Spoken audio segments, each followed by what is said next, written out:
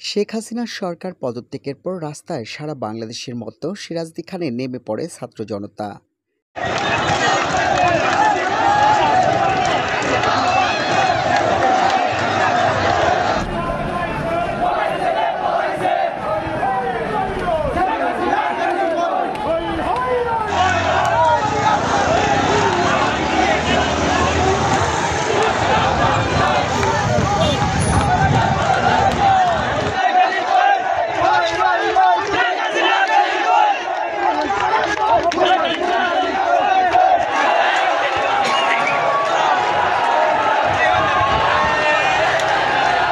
শেখ হাসিনার পতনে উপজেলার রাস্তায় রাস্তায় আনন্দ মিছিল ও আওয়ামী লীগের বিরুদ্ধে নানা স্লোগানে উল্লাস করেন তারা।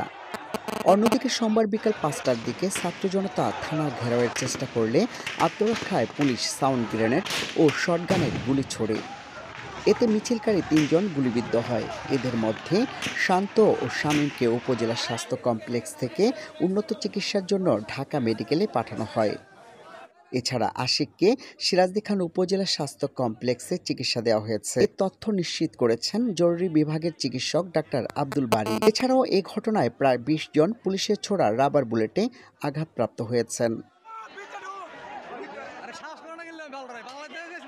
শেখ হাসিনা সরকারের পদত্যাগকে কেন্দ্র করে উপজেলার বিভিন্ন এলাকায় বিকাল থেকে রাত পর্যন্ত ছাত্র সাধারণ মানুষ ও বিএনপির নেতাকর্মীরা আনন্দ মিছিল করেন।